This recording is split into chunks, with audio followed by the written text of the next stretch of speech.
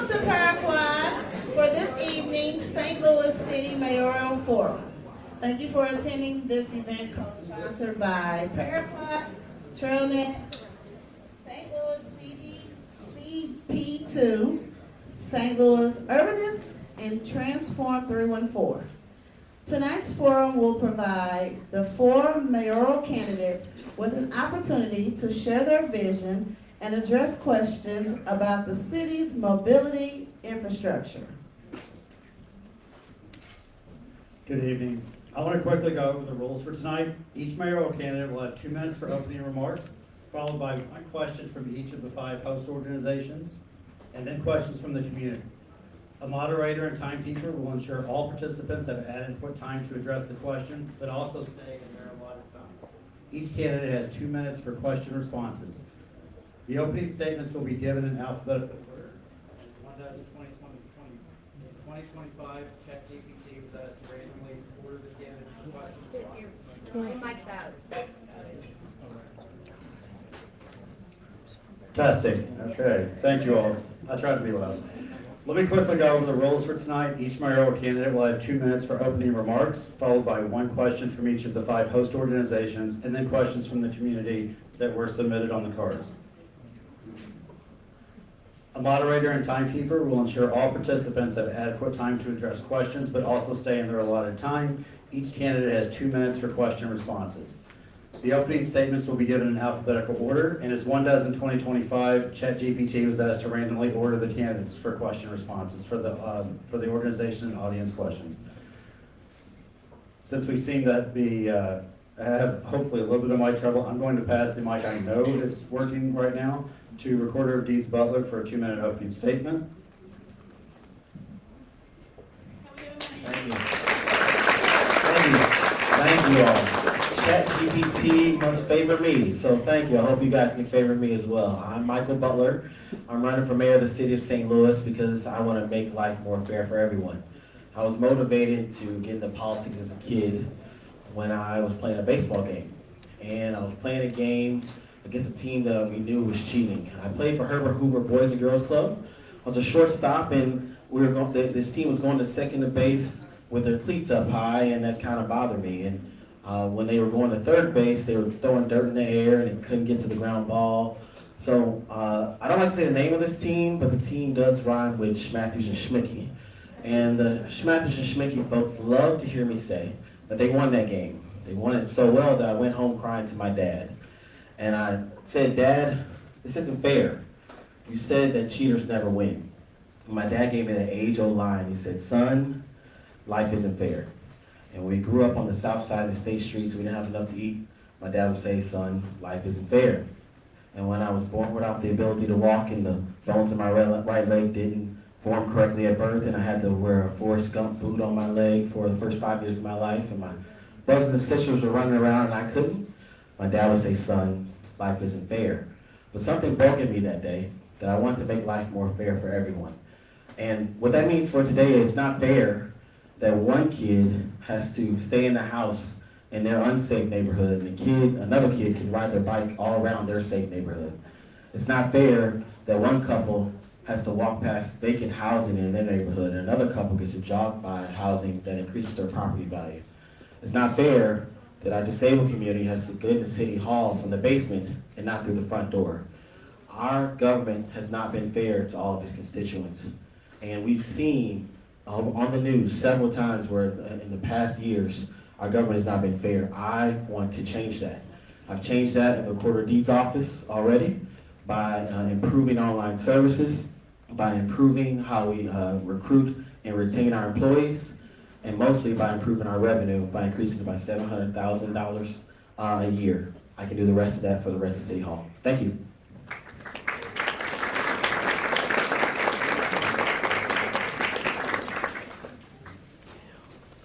Mr. Jones, you have 2 minutes for an opening statement. Thank you. I'd like to present myself to some, introduce myself to others. My name is Andrew Jones, and I'm candidate for the city of St. Louis. The city of St. Louis is at a crossroads. and we have to do something about it. We have to do meaningful things about it because it needs change, and I'm submitting that I present the change that's absolutely necessary to change the trajectory of the city. When you look at my background, you look at an BS in economics, an MBA from WashU, and another master's degree in international business. You look at my experience, because you have to be experienced to be able to manage and run a corporation, and you have to be able to manage and run a city. I've headed up for Southwestern Electric. I previously worked for Ameren for 20 years, and I worked for Southwestern Electric for 26 plus years, and I recently retired, but I headed up every department in our city. The only department I did not head up was operations, and that goes hand in glove with everything else that is needed. We certainly need to handle and make sure that we take care of the crime issues here in St. Louis, because that's paramount on most people's minds. And I ran, and I will be just like you, sitting in the office, because I felt the need to be able to do something about it. Because Aristotle said, a civilization is only as good as the citizens of that particular area.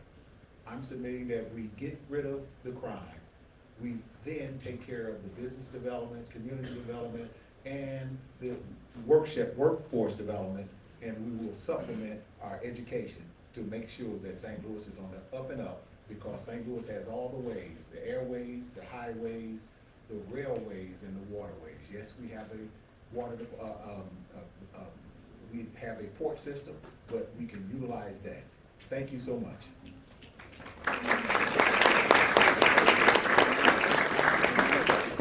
Thank you. Mayor Jones? Good evening, everyone. Raise your hand if you've ever used a typewriter. Raise your hand if you've ever used a triplicate form. What is a triplicate form? Raise your hand if you've used it in the last 3 years. That's what I found when I became mayor of the city of St. Louis. We were still using typewriters, and I go through this exercise to let you know that we inherited a whole host of antiquated systems and have been working really hard to improve those systems day in and day out. We also, in 2021, when I took office, we were in a hiring freeze, homicides were at an all-time high, and services weren't being delivered. Fast forward to now, where we've received pandemic relief funds. The first thing we did was ask the community what you wanted to see with those funds, and we have deployed them, investing in people, investing in infrastructure, and in upgrading the government experience. See, every morning when my son goes to school, he's driving now, God, pray for me. We do our little handshake, and he leaves, and the first thing I do is pray that he's gonna be okay, that he's gonna come home safely. And too many families have been touched by violence, mine included. And to tell people that violence is down is insulting to some. But the truth is, homicides are down 40% since I became mayor. Youth-involved shootings are down 50% since I became mayor. And we've increased the response time for 911 calls by 60%. We've made progress. No, it is not perfect, but we have made progress. And I am running for mayor to continue that progress into the next 4 years by further investing in our infrastructure, by further investing in people, by further holding property owners accountable. St. Louis deserves a government that is responsive, that listens, and that's exactly what we will try to do for the next 4 years. We want to build a new airport. We want to expand public transit with the Green Line. That's why I wore my public transit shirt today. And we want to make sure that we're investing in a way where everybody has an opportunity to thrive, no matter what ability they have, what language they speak, who they love, how they worship, or any identity they hold. I have had the privilege of leading this city for the last 4 years, and I hope that you trust me enough to give me 4 more years. Thank you very much, and I look forward to your questions.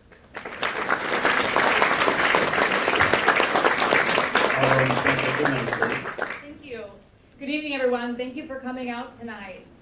As we embark upon this journey about who's going to serve the next 4 years in the top seat of our city government, we have been holding forums 5 a week.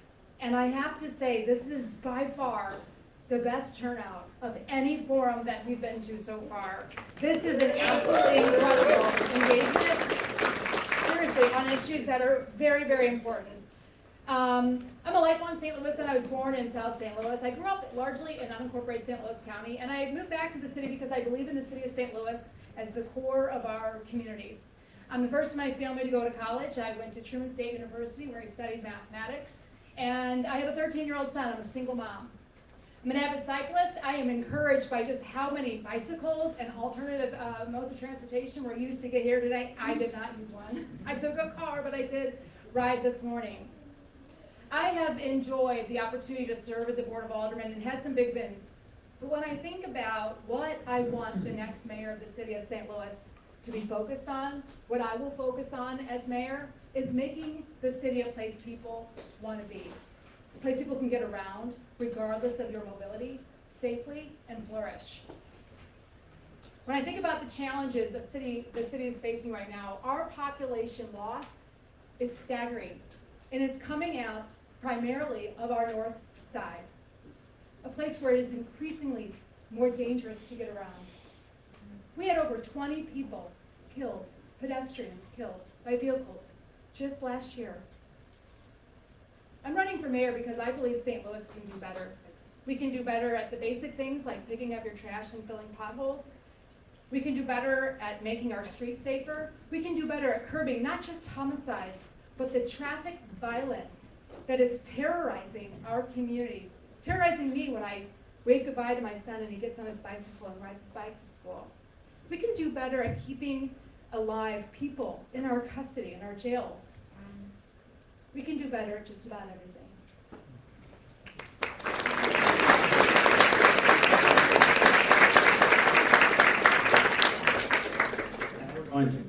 Now we're going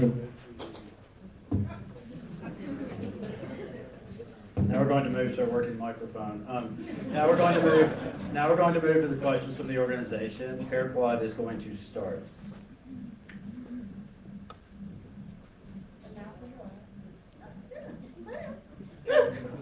My name is Brianna Conley. I am the Senior Director of Programs here at Paraquad. And our question is regarding the Rams settlement money. Is there current consideration that some of the money will be used to make St. Louis City more accessible as well as more ADA compliant?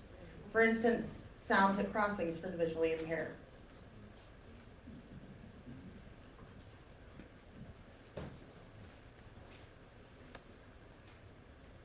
Recorder of Deeds Butler, you have the first answer. And none of our plans is that a part of it, I'll be honest with you. And I don't know if the Board of Aldermen has discussed ADA compliance as part of the RAM settlement funding. What I can tell you is that what we've seen in many of the plans is reducing vacant housing, child care subsidies, and water infrastructure. I can tell you that we do need to do better. When I was in Jefferson City, I helped pass a ADA compliant bond issuance for improving our state capitol. And many of the provisions that were in my committee should be added in our RAMS funding and should include some improvements to our city hall, and I will be supportive of that. Mr. Jones, you have the next answer. Thank you. The RAMS money, as I've often said, is superfluous. It's a windfall. We can't run a city off of that. This is a one-time issue, and I'm saying that we should submit the money as if it is a one-time windfall, and we will have it for better days, rainy days, things of that nature, grow interest on it. But certainly, within a functioning government, we should have all the capacities with the monies and revenues that come in to take care of those issues. It should be fundamental to the working of the city of St. Louis that we take care of our citizens, meet those needs of our citizens, and that's why we're having an infrastructure meeting, taking care of water, all the transportation, all of the things absolutely necessary to make it safe for all of our citizens, and that is my pledge that I will do so. But again, a windfall amount of money is certainly that, and that's what we should utilize the money for. Mayor Jones, you have the next answer. When we received the ARPA allocation, the first thing I did was put together a citizen advisory committee to tell us, and also get surveys to tell us what you wanted to see with the money. And part of those funds went to updating our ADA accessibility plan. So we put millions of dollars towards updating that, and then also right now we are updating our transportation mobility plan. If you go to tmp-stl.org, you can still take the survey. Over 1,200 people have taken the survey. We've done over 22 pop-ups and been at different community events, because we are trying to set the stage to make sure that you can get around safely no matter how you choose to get around. And then most recently, about a month ago, we also hired a bike ped coordinator, Kyle, where are you? Kyle is here somewhere, to make sure that we are paying attention to ADA accessibility goals when it comes to bike ped facilities around the city. So I'm not gonna tell you what I'm gonna do, I'm gonna tell you what we've already done. Thank you.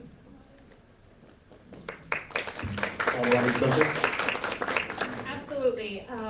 The RAM settlement funds, as considered by the board, well, we had a couple of very high-profile considerations, as you all probably heard about, but they did include infrastructure, and they should. When we first considered the ARPA funds, there was no investment specifically to make our city ADA compliant. In the 30-some-odd years since ADA passed in 1990, we have made very little progress in making our city accessible. There are about 50,000 people in the city of St. Louis that have disabilities, at least according to the latest estimates by the city. It's almost a sixth of our population. When we first considered the ARPA funds, I'm proud that through communicating with our Office of the Disabled, David Newberger, we put together a plan. I put together the amendment to add a little over $2 million. This was not my idea, and this was not my plan, but it was led by the people who know best. And that's exactly how we should be making these investments. According to Mr. Newberger, the city of St. Louis, in order to become compliant with federal standards, we need to be putting in about $2 million a year just to keep us to minimum. And we unfortunately haven't been making those investments. But I do think it's time that we take ADA compliance seriously, the consent decree we're under, and make sure that we make those investments, not just once, not just with these slugs of money, but identify and solidify annual allocations to making our city more accessible.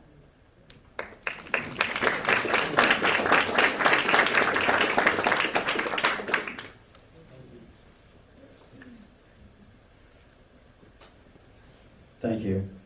Question number 2 will come from Transform 314, one of the host organizations.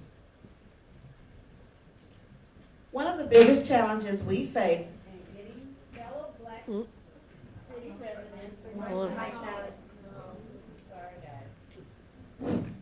Testing. One of the biggest challenges we face in getting fellow Black city residents more civically engaged, especially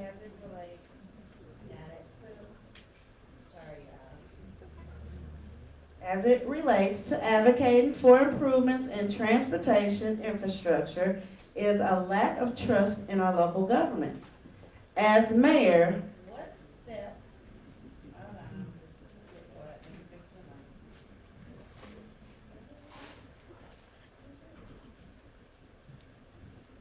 As mayor, what steps will you take towards building that trust with Black St. Louisans? Mayor Tashara Jones is first.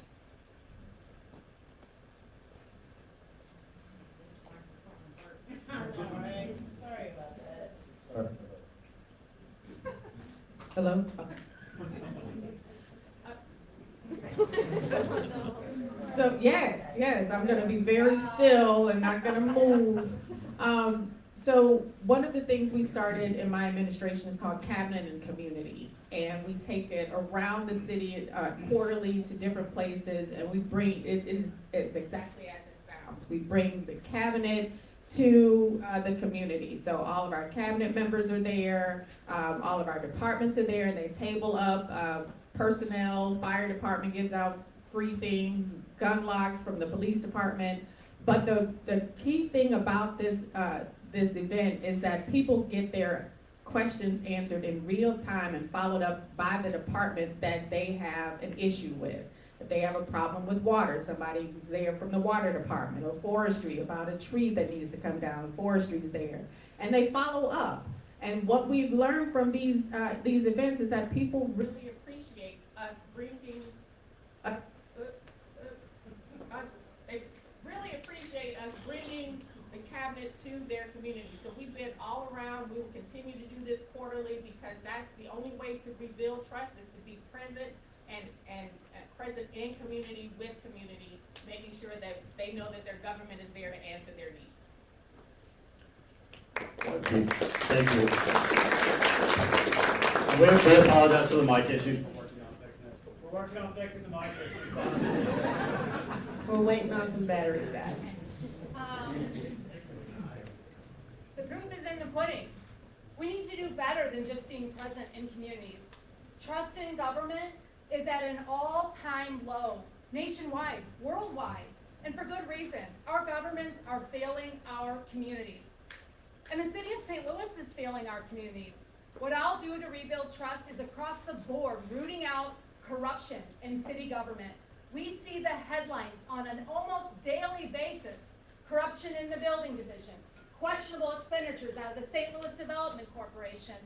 These breakdowns in trust are inexcusable. We had a once-in-a-lifetime slug of money through our ARPA funds to Northside businesses. Where are those funds? It's almost 4 years later, and the vast majority of them still have not been dispersed.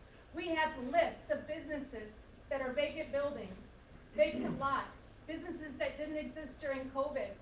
These are fundamental failures of building trust. They are doing the opposite at a time when we need trust in our government like we have never seen before in our lifetimes. And if I'm elected mayor, we will absolutely root out corruption in every single city department. Zero tolerance for corruption.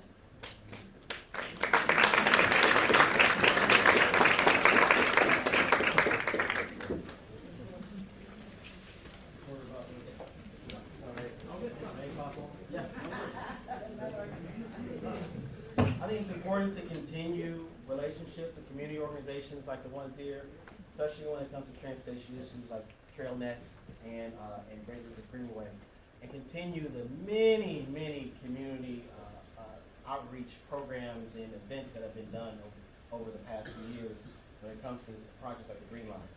But when it comes to the Black community, it's also important to listen back to the feedback and put the Black community's wants over the wants of some of those organizations.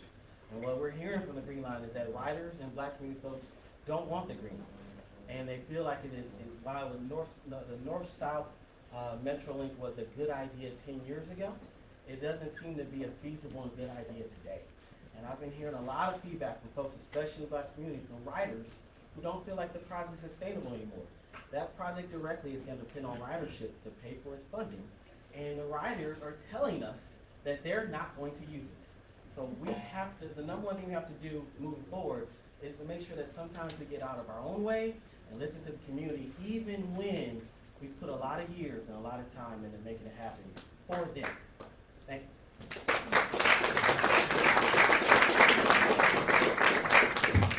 Mr. Jones. I'll take a chance. Since I've run for mayor, 2016 be the first time, I've always talked about an economic development plan. And within that economic development plan, we find out exactly what's going on in the city, and it engages everyone. All stakeholders should be involved. All constituents should be involved in an economic development plan.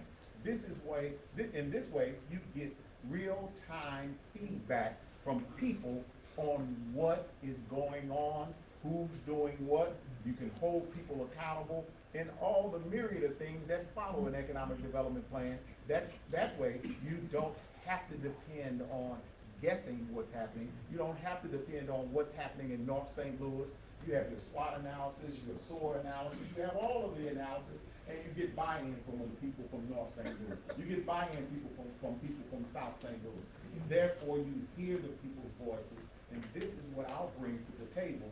We are going to engage our citizens. It's gonna be a full-time engagement, not a part-time engagement. Once every 4 years, it'll be a continuous engagement with our citizens.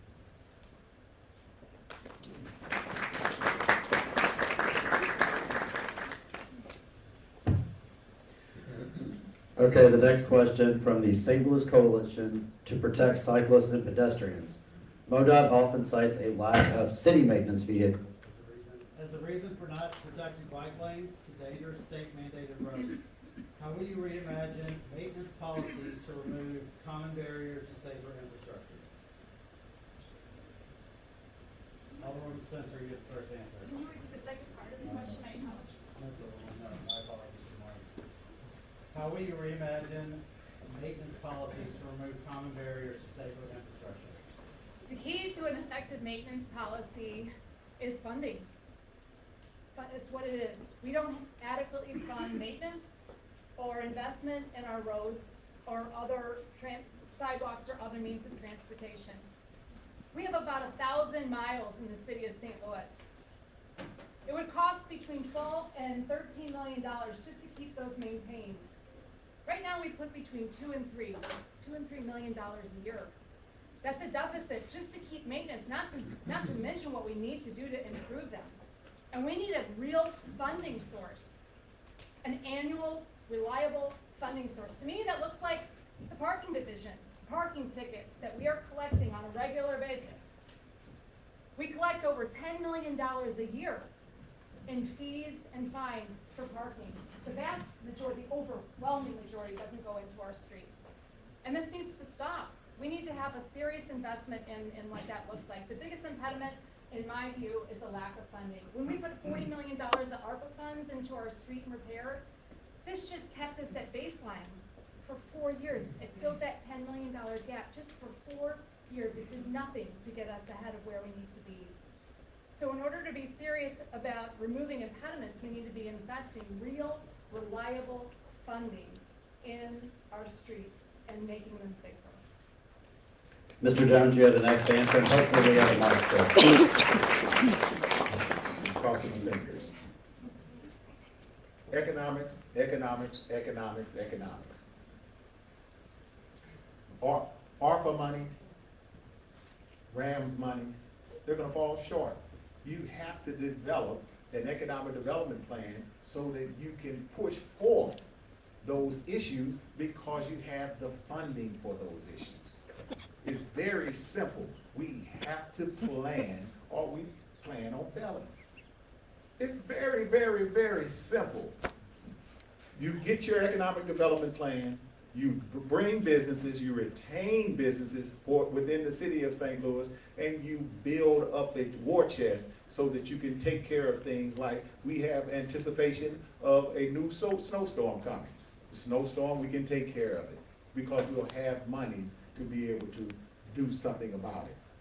Unfortunately, there's some issues or shortages that exist, and we certainly can't blame, and I'm submitting, you can't blame 100% on Tashar Jones because of those monies that are being short, but we have to be smart in what we do in engaging with our businesses and retaining businesses and growing businesses. It sounds so simple, but it is. We need those levels of changes, that leadership that will push forward, and there's some things down the pipe that you could also do as far as funding are concerned, and hopefully I'll be able to answer those real soon. Thank you, Recorder Dean Butler, you have the next answer. Funding is, I gotta go ditto for what Alderman Kara Spencer mentioned. Funding is very important, and I wanna add, I think one place where existing revenue, annual revenue could be is where we put our Proposition 1 funds that have been funding the North-South Metrolink expansion. Some of those annual funds and that tax collection could go towards maintenance. But another side of of making sure we have adequate maintenance is adequate cost prediction and adequate cost control. So many times in these projects, the cost of construction varies and gets really high when it comes to inflation. And we can lock in that cost early when it's low, if we have a plan for that maintenance already in the future. And it's important that we have plans, as part of our plans, to lock in maintenance costs and have that funding source that matches it, and we're able to better predict how much that maintenance is going to cost us over time. Mayor Jones, you have the next answer. So we have worked with MoDOT on on making sure that they take the bike lanes on Shoto to make them protected bike lanes like the one on Jefferson. And my own bike rides around the city have led me to ask our capital committee to consider purchasing a small street sweeper, so when we have those protected bike lanes, we can make sure that they're free of debris. And we also have invested $300 million in Google-friendly streets, STL. That's $300 million of our transportation mobility projects that are planned between 2024 and 2027. But one way that we can make sure that we have dedicated funding for our newly created transportation department is to look at ward capital and look at the other budget. I can't think of the name of it, but look at ward capital, because aldermen are responsible for making sure that they are using their ward capital to fund the streets. And so we can take a portion of their ward capital and a portion of other funds and make sure there's a dedicated funding source for transportation, so we can plan in advance and be more proactive when it comes to having street money for our streets, to make sure that they can say, well, we got $6 to $10 million a year, and we can be proactive about the streets that we're going to fix this year, next year, and do some real capital planning. Thank you. All right, this next question is coming from St. Louis Urbanists. In many places, hold on, let me switch it up, y'all. In many places, most people use public transit every day. How often do you currently use public transit? Would you commit to taking the bus or train more regularly? What actions would you take as a mayor to make riding public transit more common for everyone? Mr. Jones, you have the first answer. This will be quick. I haven't taken public transportation, but I'm moving pretty good now, but I just had spinal surgery and I'm struggling through things and I'm retired.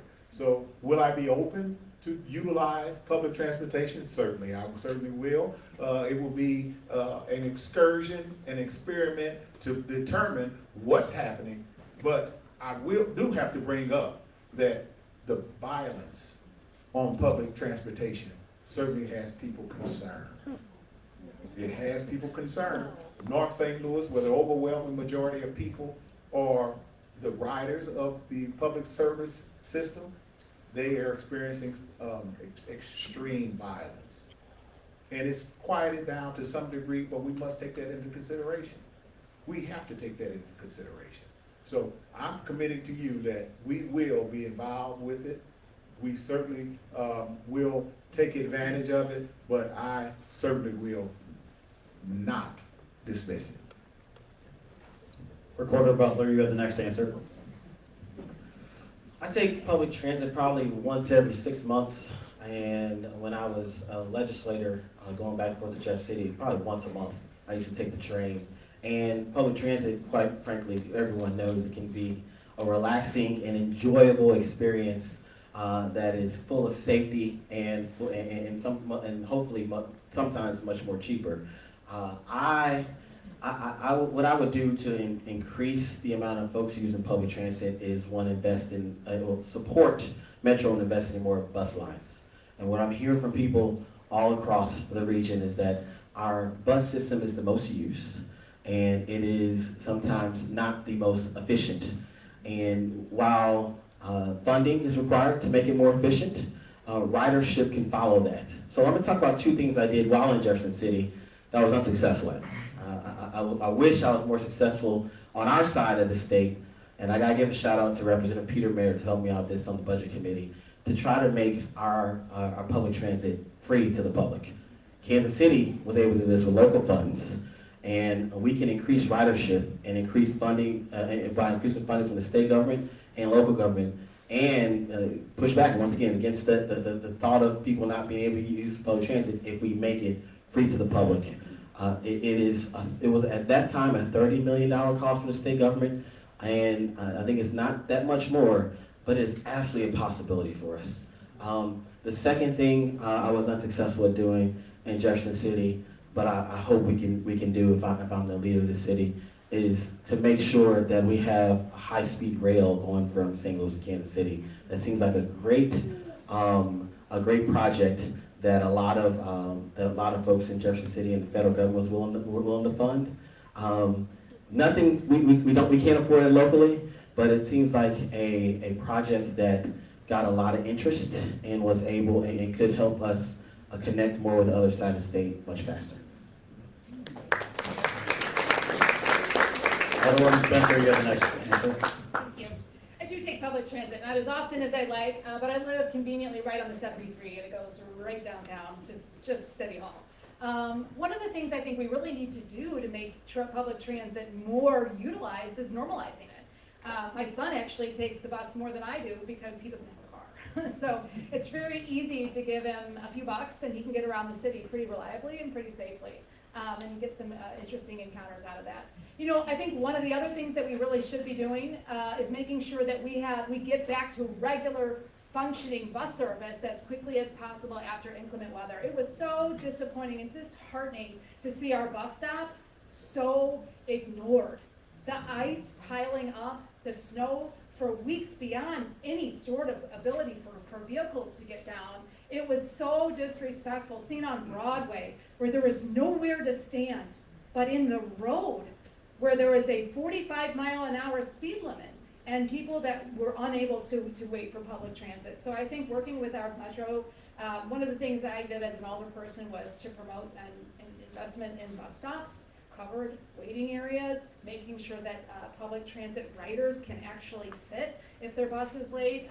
You know, and making those things more accessible, more intuitive is certainly something we should be doing as a community. I'd like to see us investigate bus rapid transit. I think this is a real key way of implementing expanded, high-quality public transit accessibility in a much quicker and more nimble way than we've currently been thinking about. And as we move towards a community that may be looking at driverless cars and driverless public transit, I think that nimble approach to expanding public transit is one we can implement very, very quickly and one we can shift from if we need to.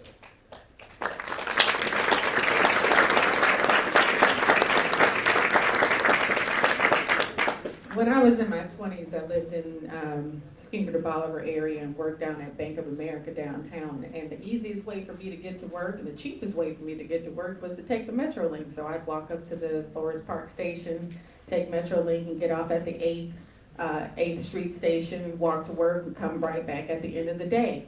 I haven't had a chance to take much public transit now for obvious reasons. I do try and do it once a year. But I have been a staunch partner of Metro and Bi-State. We work together on many, many projects. The one I'm most proud of is expanding the Green Line. I have been able to take that project further as mayor than any other mayor has. We are at 30% design, looking at the stations now and how those stations are going to look. And we'll be going to get a fully funded grant agreement from the Department of Transportation in the next several months. So I'm proud of our progress there. I'm also proud of Metro's progress in making our stations safer through their initiative to make our stations and our platforms safer, and they raise private money to do that. As evidenced by the shirt that I'm wearing, I am a supporter of public transit. I ride it when I can. I used to keep a loaded Metro card for DC when I would go there, and because it was so easy to get around. So, and I look forward to continuing to support Bi-State and Metro as mayor for the next 4 years, and look forward to finishing the Green Line. Thank you.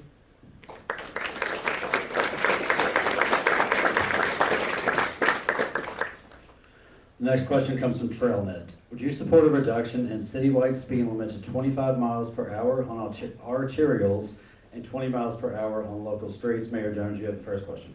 Answer. So this is another thing, with the transportation mobility study, we're taking a look at all of this. This is the first time we've taken a look at our entire, how we get around St. Louis safely in about 20 years. So updating the transportation mobility plan and then marrying that with the updated strategic land use plan. We're going to have a good set of materials that's gonna guide our development for the foreseeable future. And so, you know, I definitely, I'm sorry, what was the supporting? A reduction in citywide? Yes, absolutely. We are addressing the top 10 most dangerous intersections. And then as we are upgrading our north-south thoroughfares, we went into communities and said, well, what do you think that these streets should look like? Where the bump out should be. We listened to people. We've been able to do that on Kings Highway and make sure that we're calming our streets so they can be safer no matter how you choose to get around. So absolutely, people need to be driving slower, and we're gonna also make sure that we get our red light cameras up so we can hold people accountable for running red lights. Alderperson Spencer, you have the next answer. Yeah. Reducing speed limits has been really an effective tool many cities across the United States have taken on recently, and I support that initiative. The specific limits, I think, should be driven by experts, and I look forward to the mobility study. But look, speed limits don't matter if we're not enforcing the law. And right now, people are driving their vehicles so recklessly, they're used as weapons. And until we get serious about enforcing speed limits, it doesn't matter what the number on the sign says. Red light cameras don't matter if you don't have license plates at all, or if they're 4 years expired.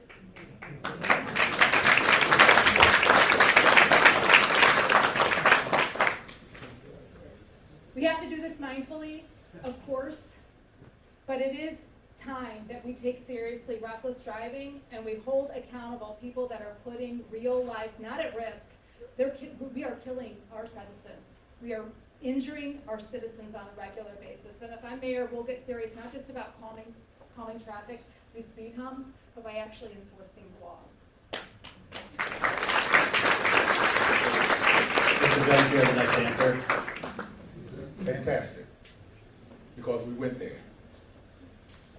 Enforcing the laws are critical. I've been a staunch supporter of police and getting police to do their job at a high performing level is critical. We can adjust the speed limits all we want. We can increase the speed limits, but ideally, we have to enforce the laws. Our police numbers are down, and we have to find a way to incent them to come back to the city of St. Louis and perform at a high level. And I'm submitting that I have the ear of the police. I'm talking about the police because we can't have a city without the police. It is absolutely critical. Again, I'm sitting from a position of where you were every year dealing with those issues and saying what happens to the fundamental project, the fundamental issue that is leaving the city of St. Louis, and that's the police. If we have police performing at a high level, we retain the police, we will get things done. We will make sure that people don't ride with expired license plates. We certainly will enforce those laws. We certainly will get behind those particular issues that drive people who drive unsafe, and will move us in a direction where we can be a 21st century and include the police in that doctrine, because we leave them out, and it's absolutely critical that we discuss them. Thank you. Reporter Butler. Question was about reducing speeds to 25 on interior streets and 20 miles an hour on local streets. I wish I could be a lying politician and tell you that that is a great idea, but I think it's a good compromise idea. I think that 25 miles per hour is gonna anger quite a few folks who drive cars in this region. But 25 miles an hour in front of Ted Drew's is gonna make some people happy. 25 miles per hour where there are crosswalks that we're investing a lot of money into is gonna make some people happy. I think there's a good compromise there for high pedestrian areas where we know that there have been fatalities and we know there have been issues in the past is a good number. So a good mayor understands, as I mentioned before, what organizations want and what people want and finds a solution in between there. And I'm gonna be that kind of mayor. And that's why I can commit to reducing speed limits to 25 in some of the most dangerous areas, especially along Grand Boulevard, and to 20 miles per hour where it makes sense in local roads. I agree with Alderman Spencer again that enforcing our traffic laws is very important. Now, there are all forms of traffic calming, but nothing calms traffic more than the thought that you're going to get a ticket or the thought that you're going to have some kind of repercussion for speeding. And many of the folks that we know are speeding on some of our local roads are not doing anywhere close to 25 miles per hour. So how we go about that is building a quality police department, not just quantity, and using other traffic calming measures that don't include police officers. But most importantly, remembering the racial equity lens that we all agreed on 10 years ago when it comes to traffic stops. At the same time, it's very important that we use whenever we're looking at enforcing our traffic laws. I'll be a mayor that puts all of those pieces together and puts all of those, make sure that everyone's seen and make sure that our streets are still safe while we're listening to our people, our citizens. Thank you.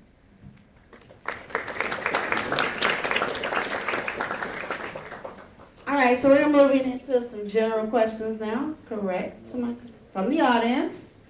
Y'all ready? Here we go. In your opinion, what are the biggest barriers to having robust and safe transit, biking, and walking options? How do you plan to address those in St. Louis? Recorder Butler, your answers first, please. You want to repeat the question, maybe? Yeah, thank you. In your opinion, what are the biggest barriers to having robust and safe transit, biking, and walking options? How do you plan to address those in St. Louis? Two things. On our culture, we have a commuter culture. So changing culture is very important. A culture for pedestrian and cycling culture is going to be very important that we continue to promote as a region. I got to tell you what, now is a better time than ever. About 60% of households in this country are households without children.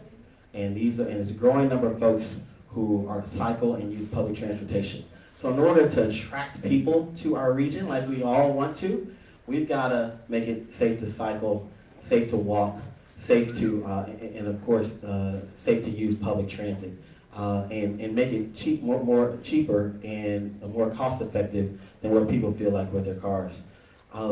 So once again, I want to support making public transit free and using local and state funds to make public transit free, because sometimes cost is a barrier for some folks using our public transit. And we can absolutely increase ridership if we change the way we think about the revenue model and funding some of these projects off of future funding from ridership to current funding from our local government and our state government. So I will remove two things to change our culture and reducing the cost and hopefully making public transit free. Mayor Jones, you have the next answer, please. Money is the biggest barrier. And we tried to address it in a number of ways. I talked about if you Google friendly streets, STL, you'll find over $300 million in transportation infrastructure projects we have planned until 2027. Also, I'm the most recent past chair of East West Gateway Council of Governments, and in that position is pretty much a conduit for all of the federal and the state funds for our transportation projects. And a lot of money flows through that organization, and St. Louis gets a good chunk of it. And so I just try to make sure that I'm there to advocate for the money we do receive from the state and federal government. And then, again, making sure that the federal government is doing its part through the Department of Transportation, making sure that we are getting grants from the Department of Transportation. I was able to help Great Rivers Greenway get a $10 million raise grant from the Department of Transportation and the Biden-Harris administration to expand the Brickline Greenway, which is gonna connect all 4 of our major parks through bike and ped lanes. And I'm excited about that project, but making sure that we stay on top of our state and federal leaders to make sure that the money that's due to St. Louis comes directly to us so we can invest in those projects issued that I talked about, either the transportation mobility plan or the $300 million in friendly streets that we have planned. Thank you. Mr. Jones, you have the next answer, please. Thank you. Funding, an issue that we can take care of. Safety, an issue that we can take care of. Because I don't want to be the dead horse, but we are hearing grandiose ideas, and we're talking about the police. We're talking about the men and women in blue who have a very serious job, and when I say the police, I'm talking about more than just numbers of police. I'm talking about the quality. I've said high-performing police, which means once you have leadership, they will follow your leadership, and they would submit because they are dutiful, they're honorable people who want to do the job necessary for the city of St. Louis. There's no question about it. It may be difficult for people to understand, it may be difficult for people to grasp and to take hold of, but in order to move everything forward, you have to have policing. You have to have policing. And this is what I'm submitting as the change that's absolutely needed. It's critical that we put men and women in place so that we can take care of these issues with transportation. We can have people riding as a family. When you look at cities that I've done economic development for, in Edwardsville, Collinsville, all of those cities, families ride together. They have the connected bicycles. They do all of those different things. And they're at peace, and they have the security of knowing that the police are there to support them. I'm submitting that we can get to that particular level, and we can get the funding that absolutely necessary to get there, but it needs leadership. And again, the fish rots from the head down, and I'm submitting that I bring the leadership absolutely necessary to get high-performing police so that we can have the economic development necessary. All the persons come say. I think the biggest impediments are culture. Starting there, I want to give a shout out to Alderwoman Schweitzer, who put together, the bike bus. So bringing, making normalizing getting elected officials and city officials riding their bikes to work. Alderman Browning, who I saw earlier, changing the name of our department and changing the culture of how we think about streets and moving that initiative forward. But funding is really the key here, right? Without money, we can't do anything. Let's talk about some of these sources. The federal government relying on it right now for anything, including money, is probably not a reliable solution, right? Thinking about our local funding, our ward capital, taking money out of parks.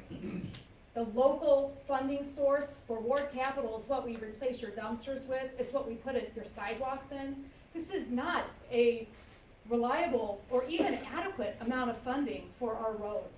We have to get serious about a legitimate, fully funded transportation department. And to me, it does start with our parking fees, those funds, those $10 million we're pulling right off the streets to put them right back in, and looking at alternative, reliable, new sources of income like an expanded gas tax, and going after the state of Missouri, who collects the broader sense of gas tax, and making sure the city of St. Louis gets its fair share, which it does not, which it currently does not.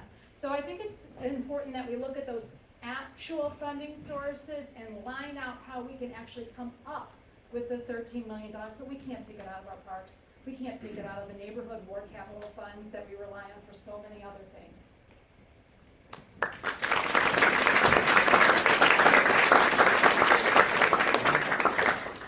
Next question from the audience. As mayor, what actions would you take to create denser, more walkable neighborhoods?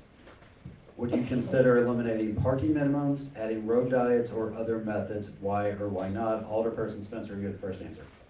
More walkable. We've gotta have a sidewalk program that works. The 50-50 sidewalk program, making regular property owners pay for half of the public infrastructure is a losing proposition, right? We have got to make getting around our communities safer and more reliable. One of the things I did with my ward capital in the old 20th ward was using the work, not that I did, but that Trailnet did, to identify how getting in and out of Frable Elementary, a neighborhood school, could be made safer. And we replaced the sidewalks. We put them all in so our kids could have a walkable place, a way to get in.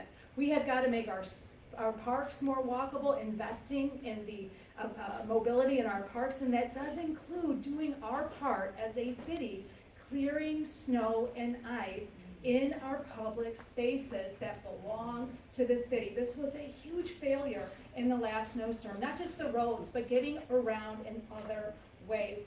That tragedy in North St. Louis with the young woman and her baby, there's this park right across the street. And we should have been doing our part as a city by making the sidewalks walkable during that inclement weather. So I think it's important that in order to promote density, we have got to be making our community a place where density makes a big difference, where you don't have to drive, where you can get around on a sidewalk, where you can get around on a bike lane, and where you can do that reliably and safely through investment. Reporter Butler, you have the next answer.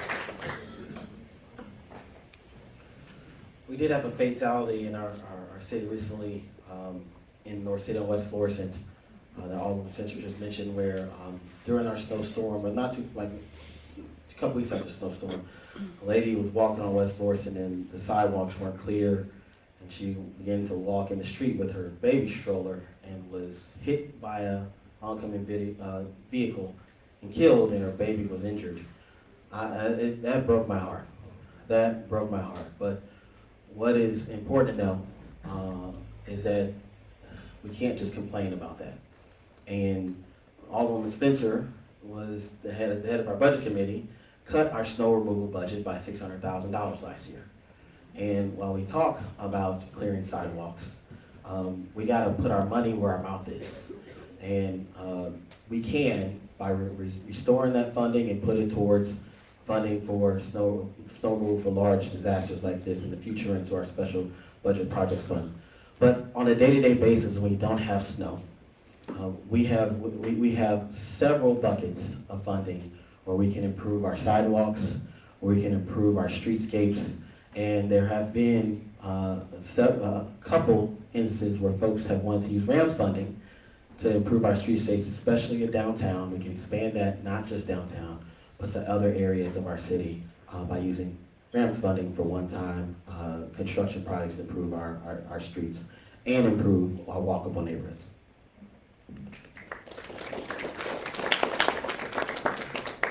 Anchor Jones, you have the next question, or next answer, please. And the question was about density, correct? As mayor, what actions would you take to create a denser, more walkable neighborhood? Denser, more walkable neighborhoods. So again, I'm not going to tell you what I'm going to do. I'm going to tell you what we're already doing. We are in the process of updating the strategic land use plan and also concurrently updating our zoning codes, which will lead to more denser neighborhoods and setting a plan for development for the future. We've also updated our zoning related to transit-oriented development along the Green Line. So as that project continues, we'll be able to have more dense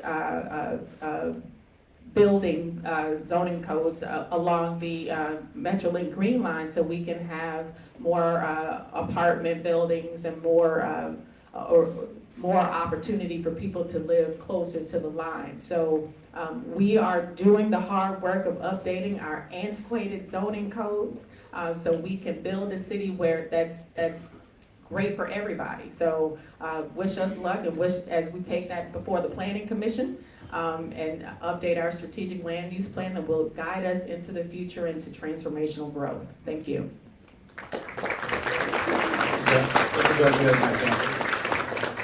Thank you. Involved with it, and we're trying to get things pushed in the right direction, and it's utilizing solid information to get things done. This is all that matters. So when it comes down to policing, and I'll say it over and over because that's the answer that you use. You don't use another answer. You utilize the answer that's done, and that's how you get things done. Yes, sir. Thank you, everyone. Please let the candidates complete their answers. Thank you. Mayor Jones, you have the next answer. So we were able to, again, with the transportation mobility plan, get direct information from you about what you want us to do to make safer streets and make sure that we make St. Louis safer for everybody, no matter how they choose to get around. And then I know you're gonna get sick and tired of me talking about this, but we have $300 million in transportation infrastructure projects planned between now and 2027 to address traffic safety. I would love to see how they redid Natural Bridge. Remember, Natural Bridge used to be super dangerous to cross Natural Bridge, especially around Fairground Park. And MoDOT came in and put in barriers and roundabouts. I would love to see that repeated throughout the city so we can slow people down and we can make our intersections safer for people to get around. So again, our Friendly Streets plan has $300 million that we're going to spend over the next several years, and our transportation mobility study or mobility plan will give us the roadmap to making sure that our intersections and our streets or in our road diets are safer for everybody, no matter how they choose to get around. Thank you. Alderperson Spencer, you have the next answer. Reckless driving. I think we need to get creative in our solutions. One of the things I've been working on as an alderperson, you may remember a couple years ago or last summer, I introduced a bill reining in the open carrying of firearms. Well, this last summer I did something very similar with guns, or excuse me, with reckless driving. We found that taking the gun out of the situation reduced violence, and it was very effective. I believe we can do a very similar thing with reckless driving. When you're operating a vehicle as though it's a weapon, and many people are, we need to arrest the behavior, either by putting a boot on the car or stopping the vehicle from continuing. I'm not talking about seizing and keeping the vehicle forever. I'm talking about stopping the behavior and putting an impediment, not just a ticket for which somebody may or may not show up for court, but actually stopping the behavior, curbing the behavior entirely. And I think with using what Kansas City's model on this exact approach, watching what they've done there has been very, very effective in changing the behavior of driving a vehicle like a weapon. Let me talk a little bit about what we were discussing earlier, and that is snow removal. It is incredibly important that we invest in snow removal. And when the budget was presented to the Board of Aldermen and the Budget Committee by the street director who was appointed by the mayor, she suggested and put in the budget a reduction, not in snow removal, but in the salt. We had about 4 years worth of salt. We still have salt. We didn't use the salt. The lack of salt was not the problem in snow removal or addressing the streets during the latest snowstorm. It was a failure to get out the adequate response needed. And we took the advice of the street director, not running the street department, but recognizing that we did have an enormous stockpile. You probably saw the big videos on TV of the enormous stockpiles of salt, and the salt was not the issue. Thank you.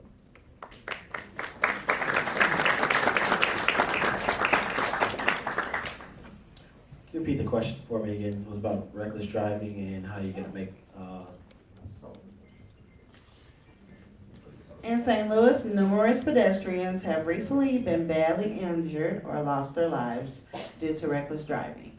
What will you do to protect the lives of pedestrians through infrastructure improvements, taking into account the history of transit disinvestment in the city?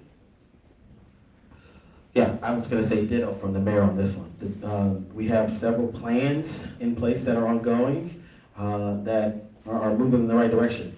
And quite frankly, the last pedestrian fatality we had that made major news, we all know about in Southwest City across Ted Drew's, and the city has finally responded to make that area better, which shows that we don't always need a plan to act, and that we can move forward with our existing knowledge within our department to act.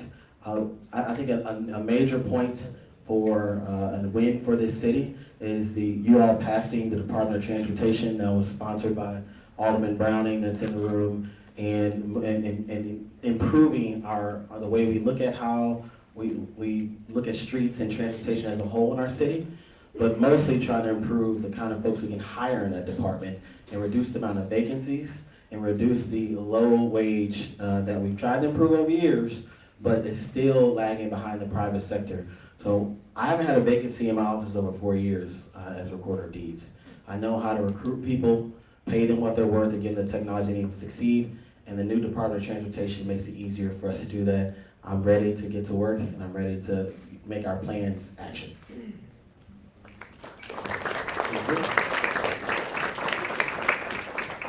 Next question from the attendees. South Grand is both popular and dangerous. The current plan offers no improvements to the Grand Business District. How will you change that? Mayor Jones, you have the first answer. So we haven't started construction on South Grand, so I would invite whoever thinks that the current plan needs some help to contact the Board of Public Service, who is going to be responsible for bidding out that plan, and let us know what changes you want to see that currently aren't in the plan, because what we've done with every major north-south thoroughfare that is slated to be repaved is that we took those plans to community. We did community open houses at libraries, rec centers all over, and I believe we did several with Grand, and we were able to get input directly from the community on what they wanted to see, and we made the changes accordingly. So if there's still something missing, please let us know. And again, contact us through the Board of Public Service. Thank you.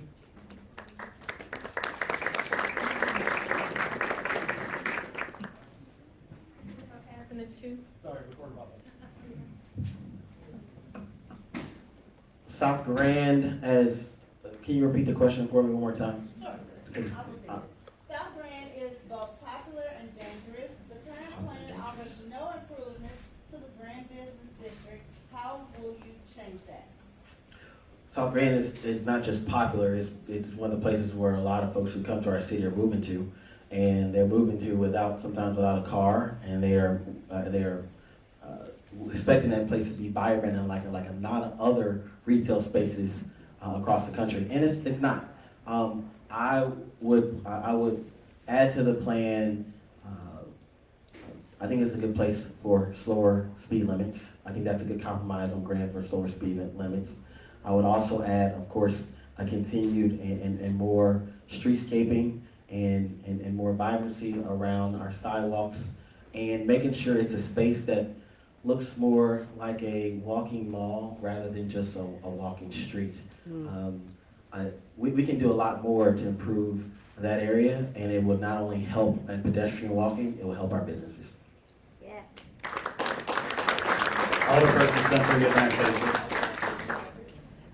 Yeah, Grand, our business districts are so important to keep safe. I mean, it's not just a matter of making it safer for residents, it's a matter of helping the economics of the business district work better. I think building out the sidewalks so that you have a wider sidewalk breadth not only provides those small local businesses the ability to have your eating outside and your purveying outside, but really slows the traffic by squeezing it.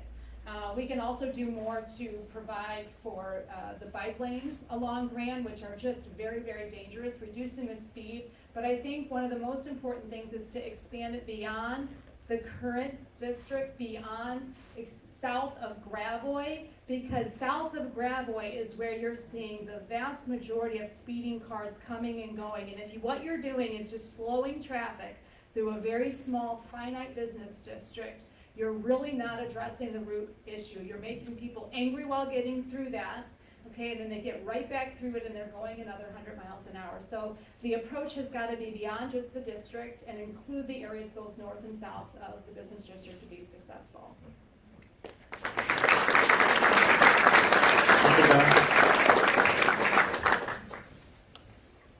The city of Edwardsville, city of Collinsville, Centralia, all those cities, we came up with a great imagination on how to solve issues and how to solve problems, how to beautify the landscape.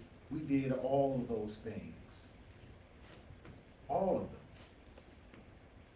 But none of it comes to the fore unless we have crime reduced.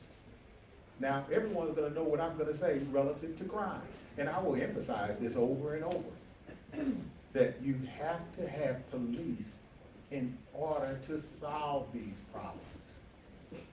It is what it is. It is an issue for St. Louis when you're losing close to 500 police total. Jay Schrader, he talked about that. No matter what the mayor says, and I'm submitting that she's doing the best that she can. She's doing the best that she can without the proper motivation for the police and getting those police numbers up is for naught. We have to try to attract our police so that we can address those issues on Grand, so we can address those issues all over the city of St. Louis and the peripheral areas to let people know that through economic development, we are going to pull this city up. We are going to perform at a high level, and this city will be known for the hope that it provides and be an absolute example of what a city can become. And again, it's high-performing police, not just policing.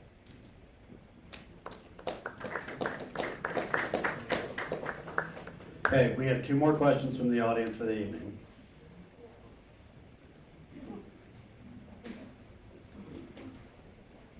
Okay.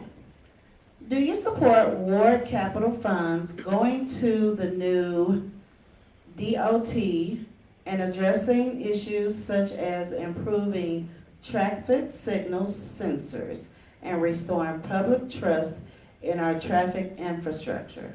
That is the LT. Alderperson Spencer, you have the first answer. Thank you. Our ward capital is about $12 million a year. It's from a sales tax that we passed many decades ago. These are the funds we rely on for just about everything. Your sidewalks, your dumpsters, lights, streets, parks, investment in our rec centers, you name it.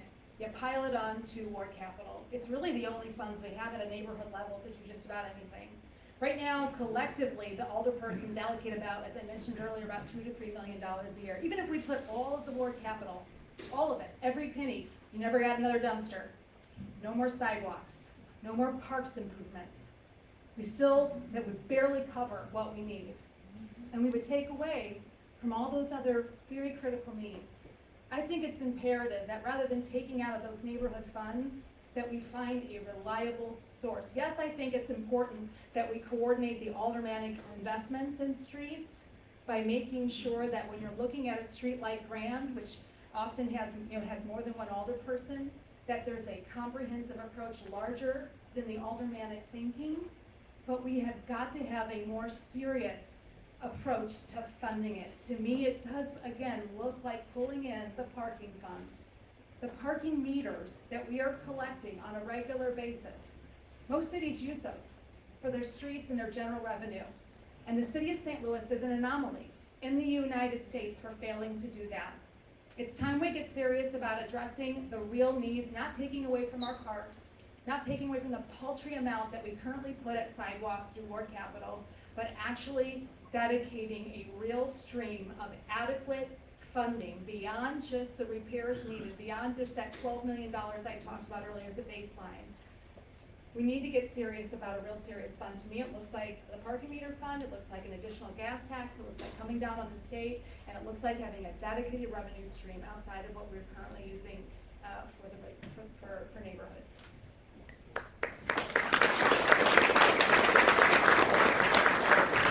Mr. Jones, you have the next answer. Funding, funding, funding, funding. Where does the money come from? Has anyone thought about that? Where does the money come from? It doesn't come out of the sky. Alderwoman Spencer is talking about taking money from the parking. Did you mention parking? I want to say that correctly. She's talking about getting money from parking. Those are all stopgaps. In my corporation, we solve problems by going to the root of those problems. The root of those problems, where we have to get economic development in the city of St. Louis in order to make an absolute contribution to the city so that we can absolutely fund the programs that are absolutely necessary.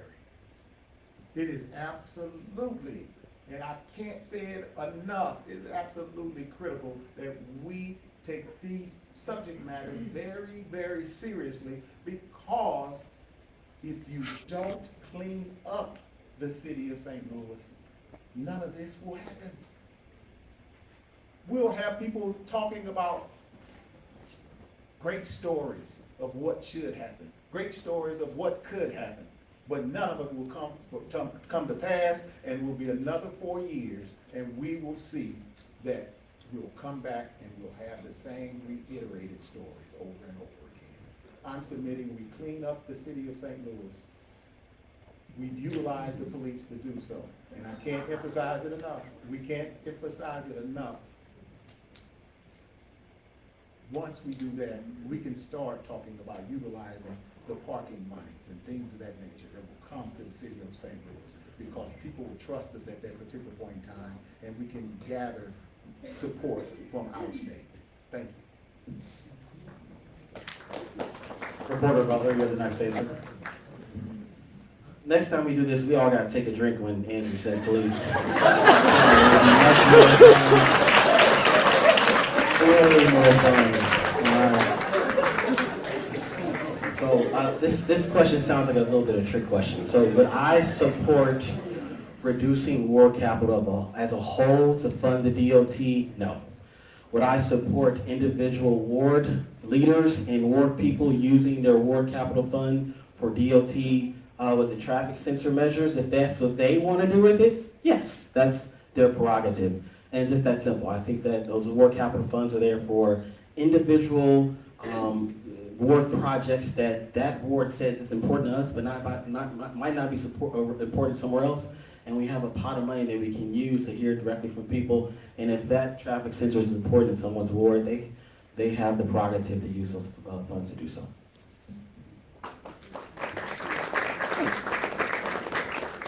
I absolutely support using ward capital, or a portion of ward capital, for transportation, as well as the St. Louis Works budget, a portion of that, which currently part of that goes to forestry and parks. I would leave that part alone, but there's a portion that goes to streets, and I would absolutely support using a portion of ward capital and portion of STL Works budget to put together a dedicated funding source for the newly formed Department of Transportation, because they need a dedicated funding source to do capital planning of how they're going to fix our roads and our streets. And some alders have up from $1.5 million to $3 million currently in their ward capital funds.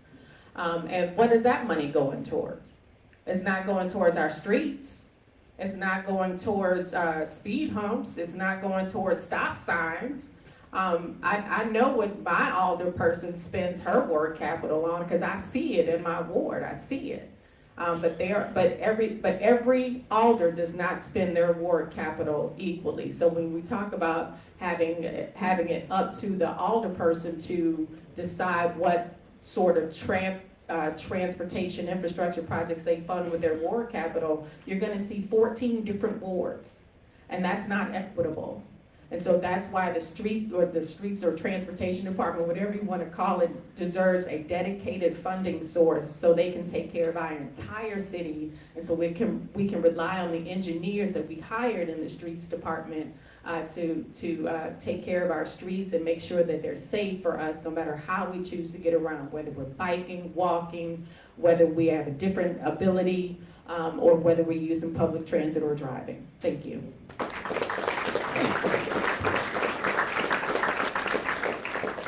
I know we are at 7:30, but since we started late, we're going to get one more question. St. Louis bike lane and sidewalk network remains fragmented, particularly in North City. What steps will you take to ensure equitable investment in these protected pathways? Recorder Butler, you have the first answer. Mayor's talked about it quite a bit, and whoever becomes mayor is going to continue. We have a mobility plan, and we have a plan that we have to turn into action as soon as possible. There are several different funding sources for that plan, and bike lanes and improved pedestrian walk spaces will be a part of that, especially in North City. All of the Democrats on this side are probably going to support that, and you can be sure that we'll be put as much funding as we can possible to that plan. Mr. Jones, you have the next answer. Fantastic.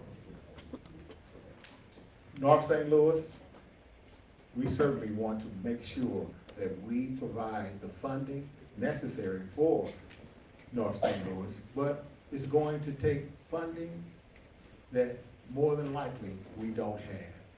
Again, we keep coming back to the fact that change is absolutely necessary, because I'm saying once every 4 years, we come back and we keep putting Band-Aids on gunshot wounds. I hate to use that analogy, but that's what it is. And then you'll look up and we'll be at 80 years where someone's coming back to say that we need change. And why do we need change? We need change for change's sake, or do we need change because it's critical? I'm submitting that it's critical that we do things absolutely necessary, and others can play. They can absolutely play with those issues, and we will fall further and further behind, and will be a ghost town. I'm submitting that we can apply all of the issues necessary to bring up North St. Louis, South St. Louis, all the rest of them. But we have to take things serious, even if you don't vote for me.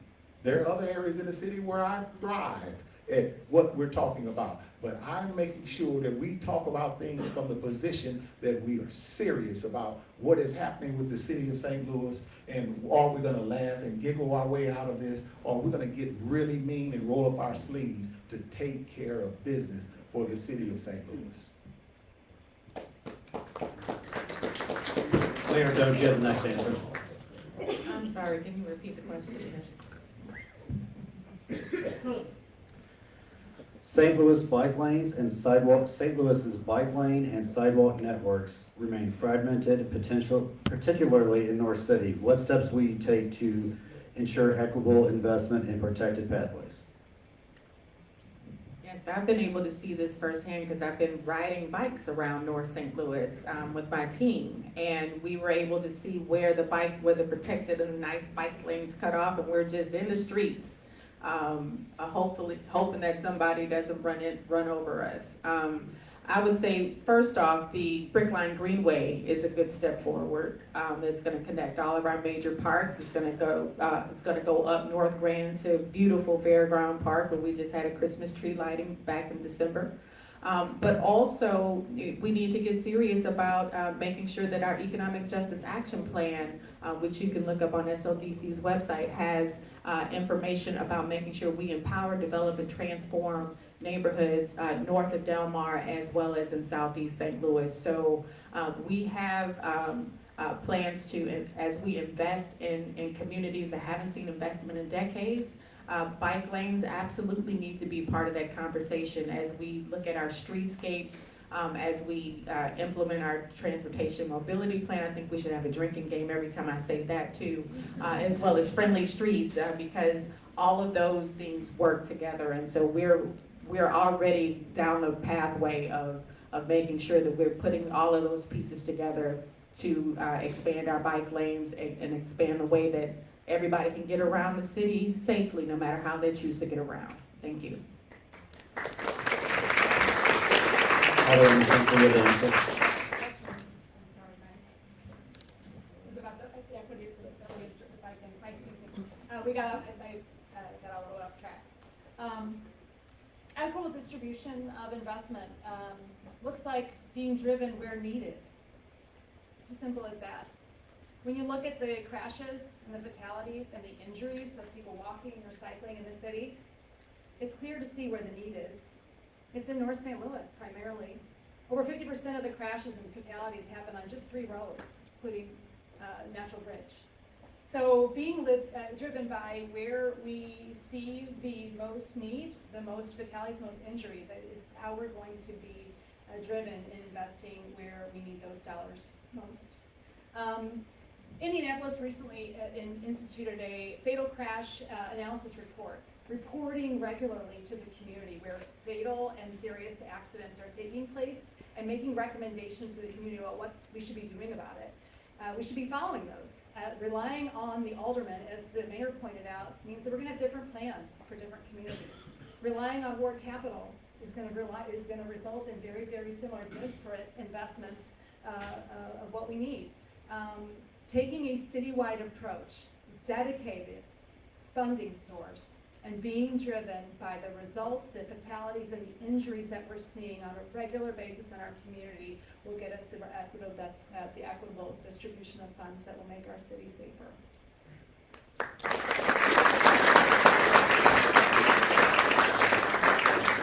Thank you.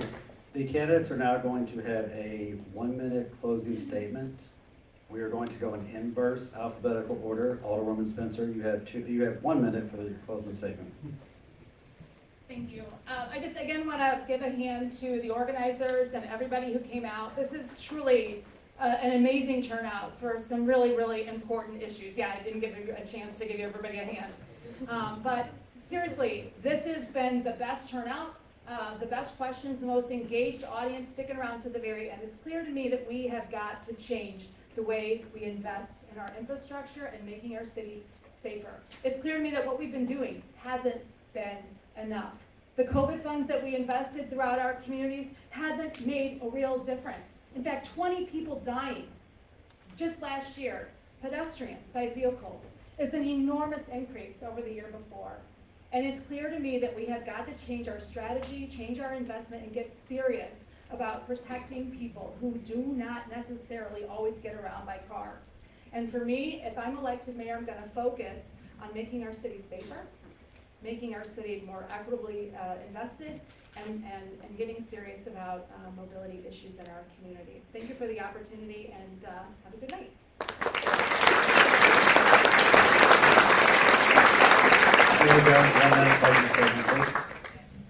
Again, thank you all for coming this evening. We've had a very robust conversation about what to do when it comes to how people get around safely. And I think you've already heard our plans. Our transportation mobility plan, which is going to be combined with the strategic land use plan, as well as our friendly streets investments of transportation of $300 million from now until 2027. These are concrete strategies that we're taking to make sure that everybody can get around St. Louis safely, no matter how they choose to get around. And this is what we've been working on the first 4 years. You have to have a solid foundation of which to build these changes on. And we've set that foundation. And I hope that you trust me enough to re-elect me for another 4 years so we can see this change together. Thank you all for coming. God bless.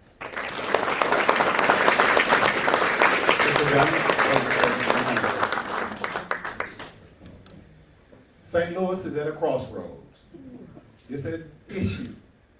And if nothing else, I'm hoping that I brought seriousness to the conversation, because Paraquad deals with people who have issues.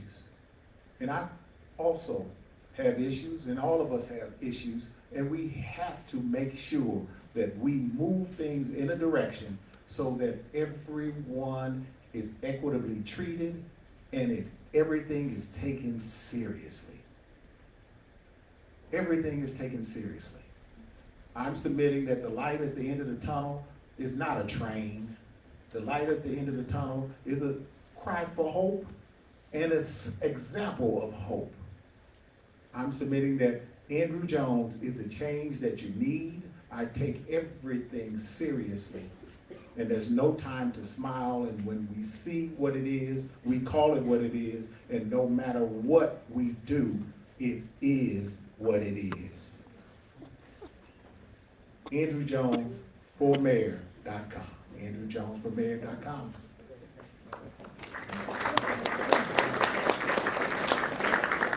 You guys have asked a lot of good questions. We fielded quite a few today. You might have a few more, and I'm going to answer those questions for you here. I get a lot of questions when I'm out, and I think I can say yes. I have served for 6 years in the state legislature. Yes, I've served as a recorder of deeds for the past 6 years. Yes, my campaign is about bringing our city back to the basics and improving the way we deliver our services to each and every one of you. No, I'm not 19 years old. I'm actually 38, and I spent about a third of my life in public service. I'm committed to this city. I'm committed to taking the tough questions and turning them into good answers for each and every one of you. As mayor, I will take responsibility for how our city is ran and how it looks. And as mayor, I'll be focused with other leaders to make sure that it's better 4 years from now than it is today. My website is michaelbutler.org. I'm running for mayor, and I hope you can join me in making the city more fair for everyone. Thank you.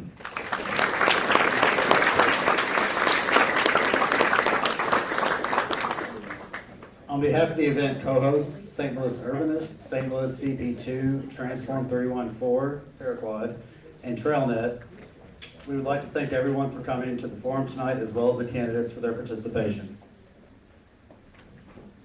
I want to take time to acknowledge the elected officials in the room. We have our elected official over Paraquad, Michael Browning. Please stand or wave your hand. Thank you so much. We have Deborah Lovelace, the 9th Ward Committee woman.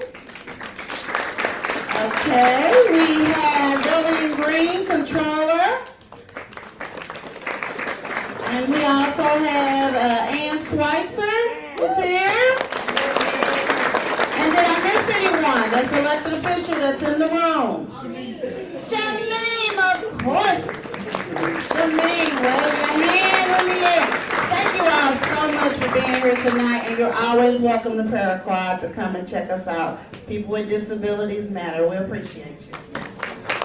We hope the board with education will help inform your vote this coming election. Please be sure to get out and vote in the March 4th primary election. The top 2 candidates in the primary will advance to the April 8th general election. I was asked to specifically mention there are snacks and waters in the back. Also, there are a lot of people in this room and one small door. There's a little bit of a door in the back, but everybody funnels out there. Please exit safely and slowly. Thank you all. Good night.